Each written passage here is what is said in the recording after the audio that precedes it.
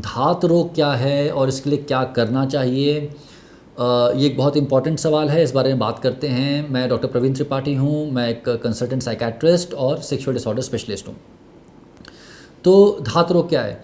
कई सारे लोगों में, स्पेशली युवा लोगों में, पुरुषों में भी और इवन महिलाओं में भी ये फीलिंग रहती है कि पेशाब के साथ, यूरिन के साथ एक सफ़ेद सा चिपचिपा सा पानी सा निकल रहा है, जो कि उनको लगता है कि वीर्य है। और कई बार लगता है स्टूल्स के साथ जब टॉयलेट जाते हैं तो उस टाइम पे निकल रहा है, वीर्य निकल रहा है। और बहुत परेशान हो जाते हैं स्पेशली यंग बच्चे कि पेशाब में, यूरिन में वीर्य निकल गया और उनको लगता है बहुत कमज़ोरी आ रही है उससे। उनको लगता है कि वो पतले बहुत ज़्यादा हो जा रहे हैं उसकी वजह से, या फिर उनके आँखों के नीचे गड्ढे हो जा रहे हैं, या फिर गाल पिचक जा रहे हैं, या फिर कमज़ोरी आ जा रही है, या फिर दिमाग ख़राब हो जा रहा है, और उस बात को लेकर बहुत परेशान हो जाते हैं। तो होता क्या है धात? देखिए, धात वीर्य नहीं होता है। धात में स्पर्म्स नहीं होते हैं आमतौर पे। वीर्य जो होता है वो कई चीज़ों से मिल के बनता है। उसमें स्पर्म्स होते हैं जिसको शुक्राणु कहा जाता है, जो प्रेगनेंसी के लिए इंपॉर्टेंट है शुक्राणुओं का होना। लेकिन शुक्राणु के अलावा बहुत सारा फ्लूइड होता है वीर्य में। कई सारी ग्लैंड्स होती हैं, ग्रंथियाँ होती हैं शरीर में, जैसे प्रोस्टेटिक ग्लैंड्स हैं, सेमाइनल वेसिकल्स हैं, और कई टाइप की ग्लैंड्स होती हैं पीनिस में भी।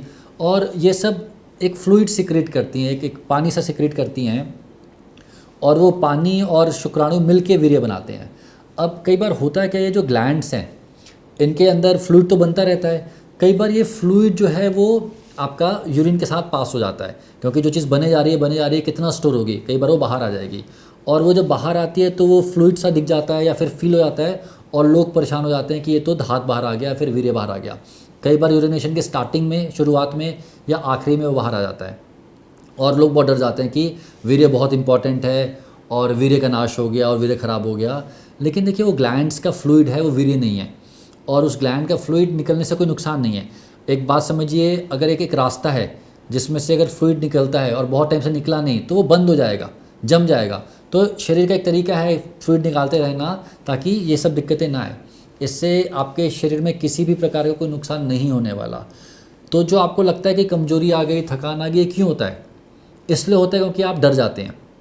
डर एक बहुत इंपॉर्टेंट चीज़ है। आप किसी भी चीज़ से जब डरे होते हैं तो आप देखेंगे शरीर में ताकत फील नहीं हो रही होती है। और यहाँ पे हम लोग बचपन से पढ़ते आ रहे हैं, दीवारों पे लिखा रहता है वो धात का गिरना, बचपन की गलती और क्या क्या लिखा रहता है। और वो सब पढ़ पढ़ के सबके मन में डर बैठा हुआ है कि कुछ ख़राब हो रहा है, कुछ खतरनाक हो रहा है। दूसरी बात, इस बारे में आप बात भी नहीं कर पाते। ना तो आप अपने फादर से पूछ पाएंगे, ना ब्रदर से पूछ पाएंगे, ना पेरेंट्स से, ना मदर से पूछ पाएंगे। आपको शर्म आएगी। नॉर्मली लोग डॉक्टर के पास जा नहीं पाते थे आसानी से। तो डर भी बैठा हुआ है, यहाँ वहाँ से उल्टी पुल्टी इन्फॉर्मेशन भी मिल रही है, और वो डर की वजह से, एंग्जाइटी की वजह से आपको वो सारे जो सिम्टम्स फील होते हैं वो फील होते हैं। तो इम्पॉर्टेंट बात ध्यान रखने वाली ये है कि धात किसी भी प्रकार की बीमारी नहीं है। धात से डरिए मत। ज़्यादा डरने की वजह से आपको अगर एंग्जाइटी, डिप्रेशन हो रहा है तो फिर उसका इलाज ज़रूरी है। एंग्जाइटी, डिप्रेशन का, धात का इलाज ज़रूरी नहीं है। कई बार लोग आके मुझसे बोलते हैं कि सर, हज़ारों की दवाई खा ली, लाखों की दवाई खा ली, धात ठीक नहीं हुआ। इसलिए ठीक नहीं हुआ क्योंकि वो बीमारी थी ही नहीं। कुछ केसेस में अगर इन्फेक्शन हो रखा है, पस निकल रहा है, पस सेल्स निकल रही हैं, तो फिर हो सकता है कि कुछ इन्फेक्शन हो, उसका इलाज करना ज़रूरी है। ज़्यादा परेशानी हो रही है तो किसी भी डॉक्टर से मिलकर एक बार यूरिन टेस्ट करा लीजिए। किसी भी लैब से, अपनी मर्ज़ी की लैब से टेस्ट कराइए, आपको दिख जाएगा कि उसमें कुछ आ रहा है कि नहीं आ रहा है। और अगर नहीं आ रहा है तो फिर अपने मन को बताइए ये बात कि ये एक बीमारी नहीं है, डॉक्टर ने भी समझाया था, टेस्ट भी नॉर्मल आया और हमें परेशान नहीं होना है। अपना कीमती समय अपने यूथ में, जब आपको पढ़ाई करने की ज़रूरत है, काम करने की ज़रूरत है, मेहनत करने की ज़रूरत है, उस समय पे मैं बहुत सारे बच्चों को देखता हूँ जो दिन भर इसी बात को लेकर परेशान हैं।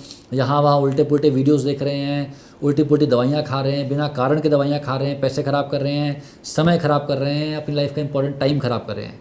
साइंस पे भरोसा रखिए। जो चीज़ बीमारी नहीं है वो बीमारी नहीं है। दोस्तों, मीसॉल्स का प्लेटफॉर्म बनाया ही इसलिए गया है ताकि आप लोगों को समझाया जा सके कि सेक्सुअल चीज़ें, सेक्सुअल बीमारियां क्या होती हैं, सेक्सुअल हेल्थ क्या होती है। हमारे देश में बहुत सारे लोग बिना कारण के परेशान हैं, अपना समय और पैसा बर्बाद कर रहे हैं, और अगर हमारी जानकारी से किसी को कुछ फ़ायदा हो सके तो ये हमारे को बहुत अच्छा लगता है। आप चाहें तो आप हमसे जुड़ भी सकते हैं। धन्यवाद, शुक्रिया।